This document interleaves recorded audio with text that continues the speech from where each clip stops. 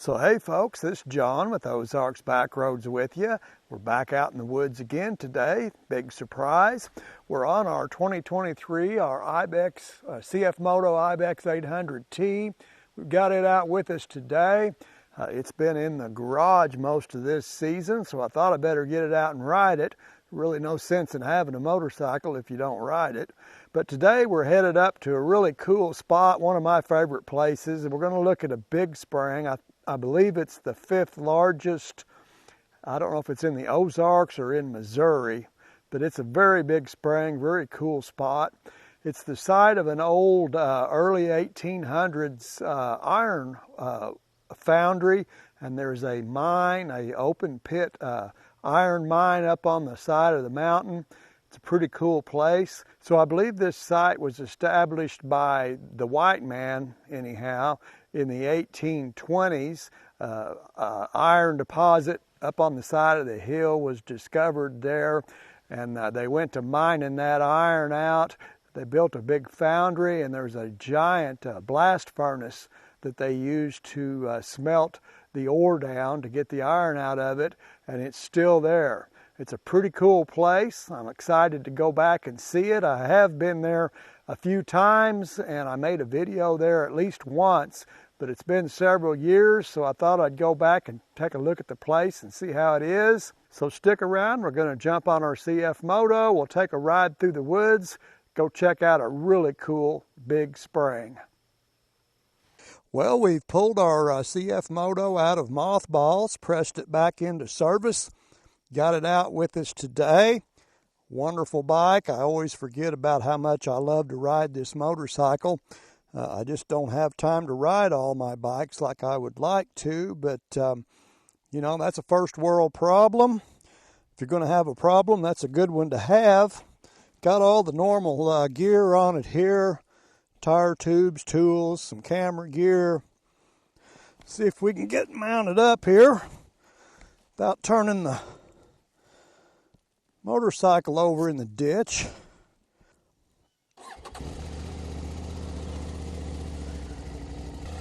I was going to check my traction control, make sure I had it turned off, but then I remembered this bike doesn't have traction control, so it's always off.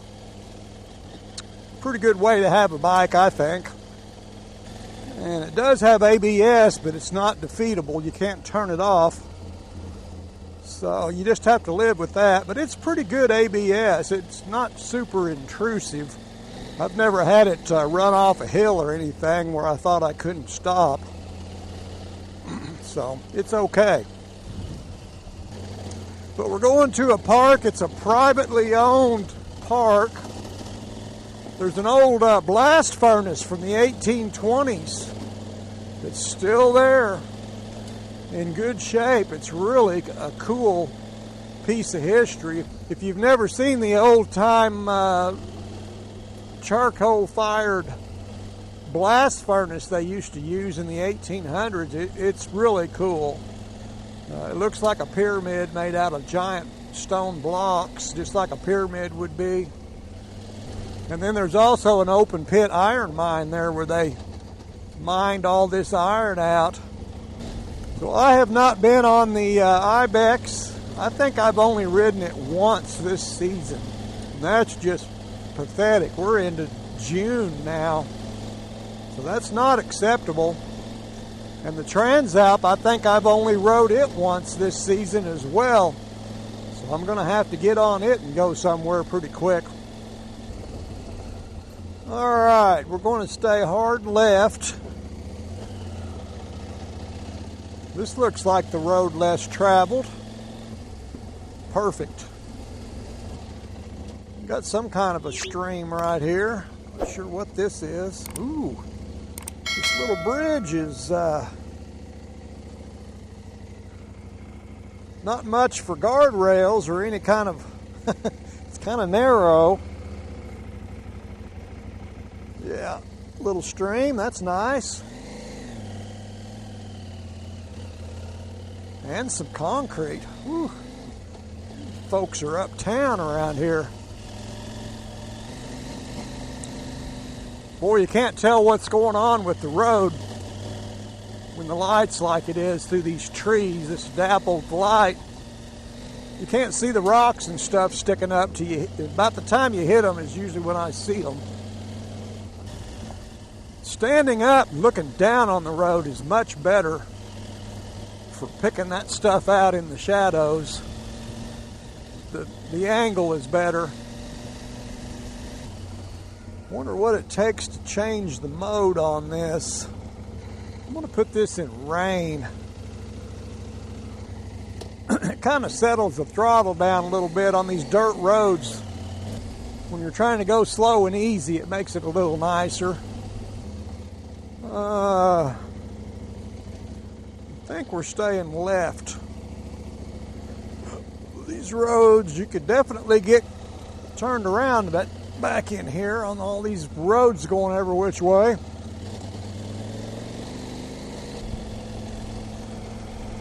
Beautiful bottomland through here. The mountains behind it. It's really pretty.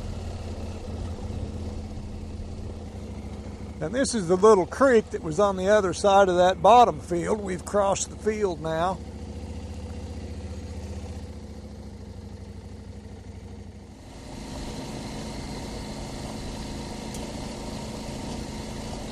So this road's getting a little narrower the farther we go. Okay, the road's picking up now. Getting a little wider. What a road. This thing's as wide as a regular highway. And here is the highway. I believe it's just a hop, skip, and a jump, and we're at the park.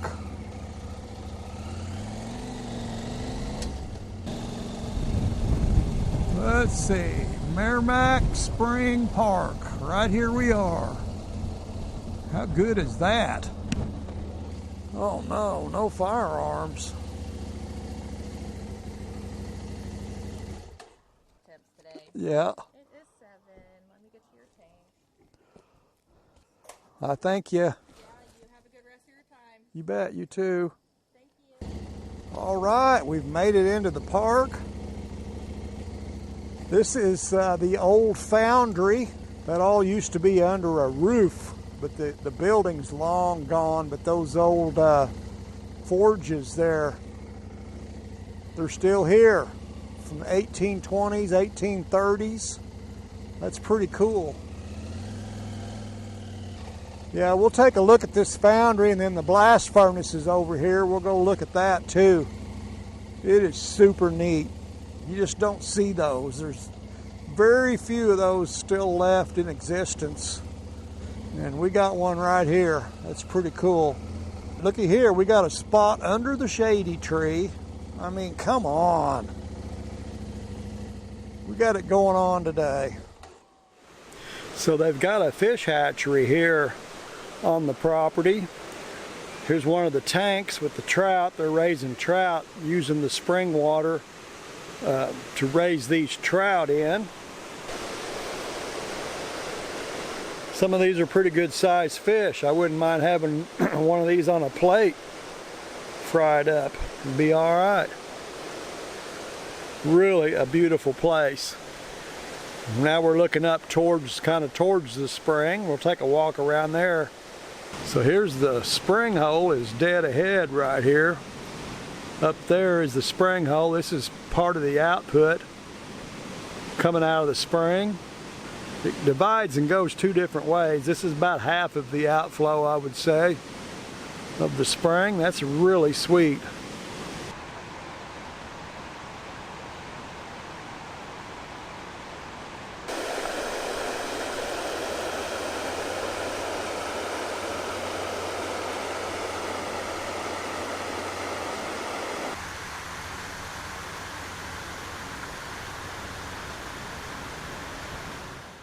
We got to the business end of the spring right here, out from the bottom of this big bluff, pretty good sized bluff right here, kind of hollowed out underneath. This is where the spring comes up out from under the bluff. You can see it boiling up. Water boiling up there.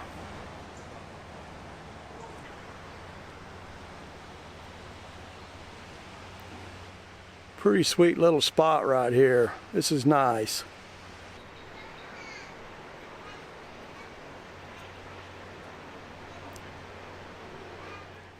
So this is where the old ironworks were, the forges and stuff that they used to make different things back in the day.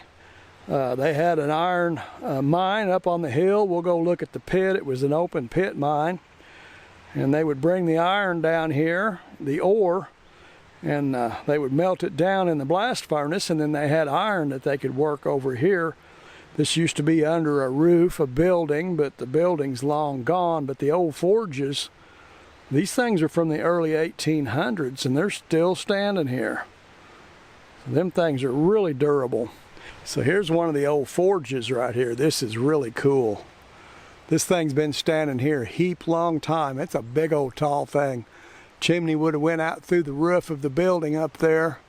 You can see how they wrapped the rocks with strap iron that they made to hold it all together so they wouldn't come apart.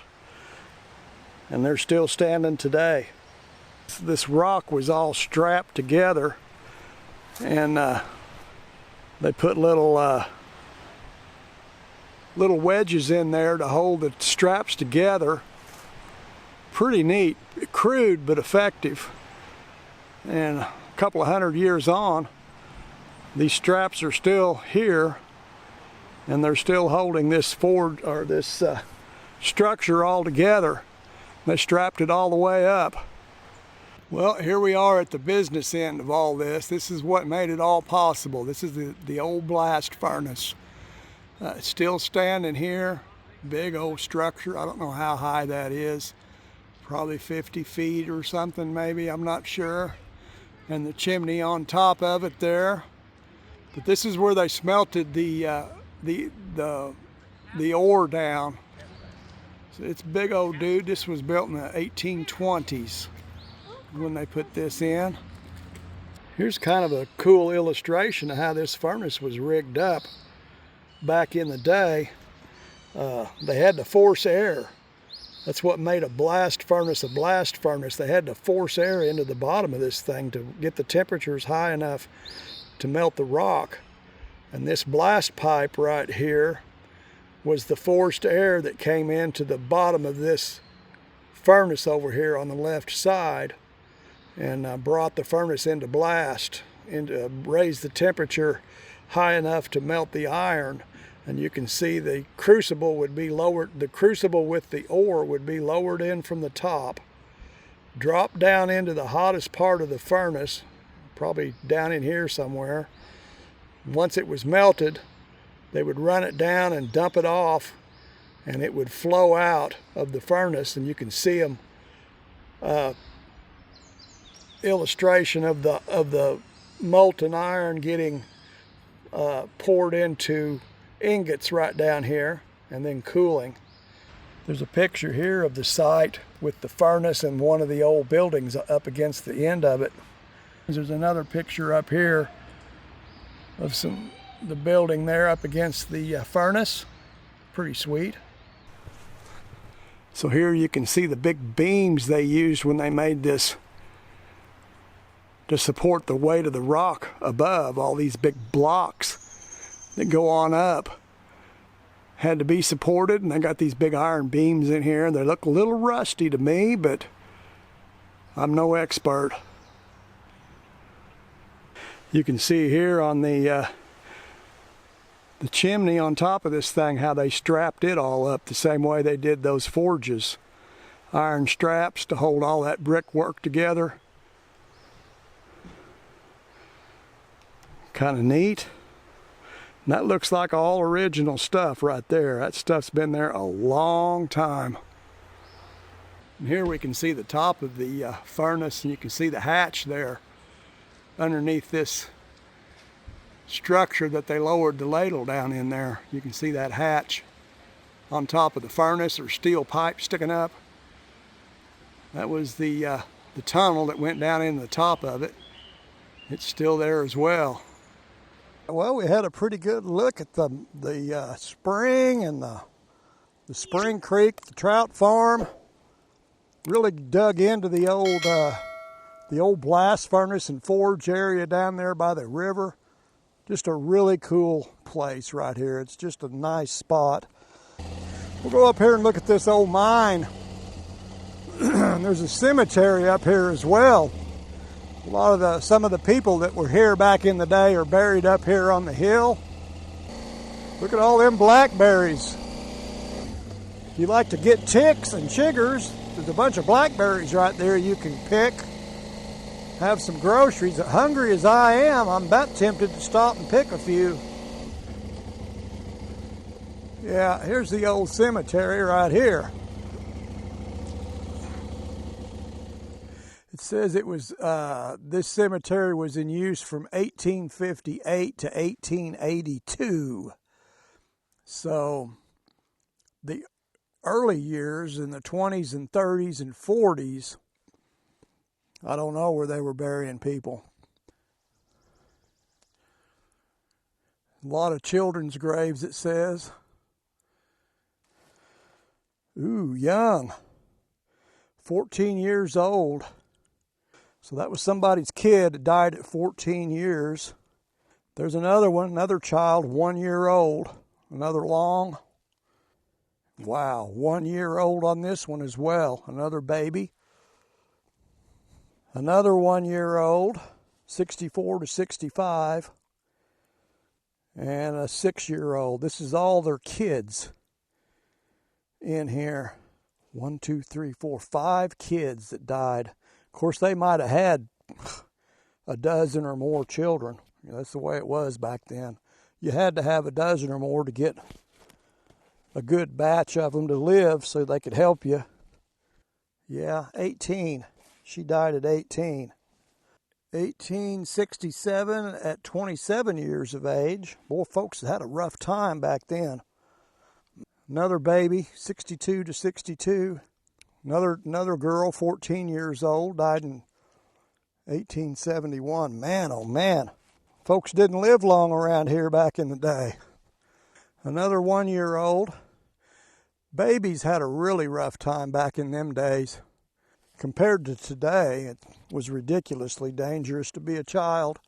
55 years old, that's the oldest right there. A woman, Mary Bartley, lived to be 55.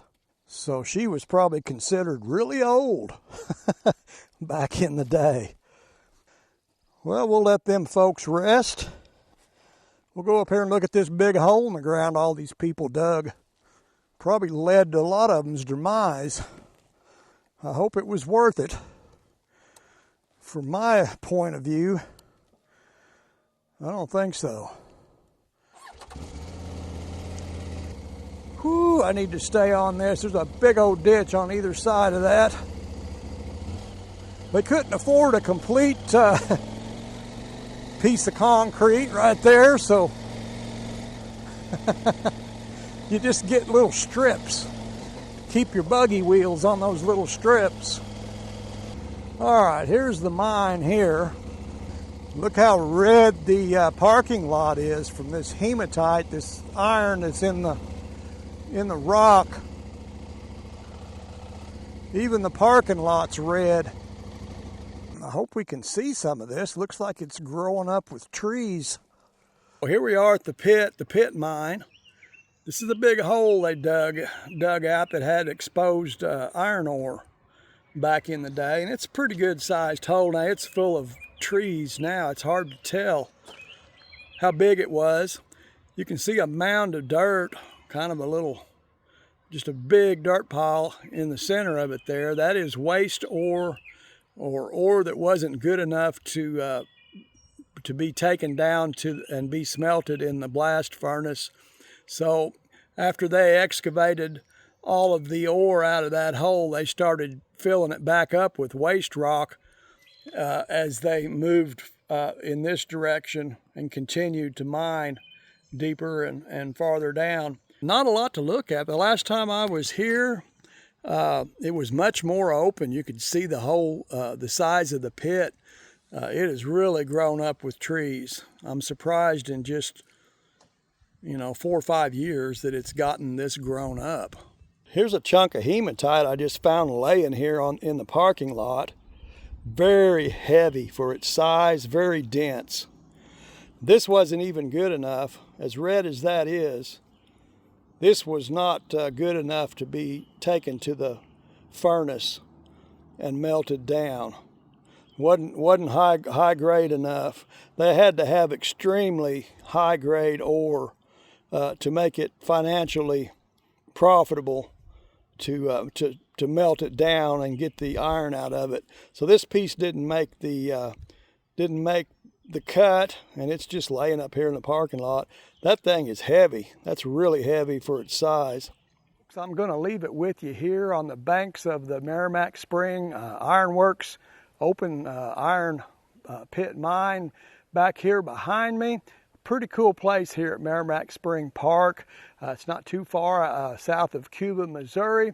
If you're in the neighborhood coming down I-44, why, take a detour, come down here and check it out. It's pretty neat. A lot of history right here. I'm glad to see it's been very well preserved, and should be for the future generations to come down here and learn about how things used to be. So I invite you all to come back and see me. We'll jump on something and go somewhere. Till I catch up with you again, you all take care of yourselves. We'll catch you next time.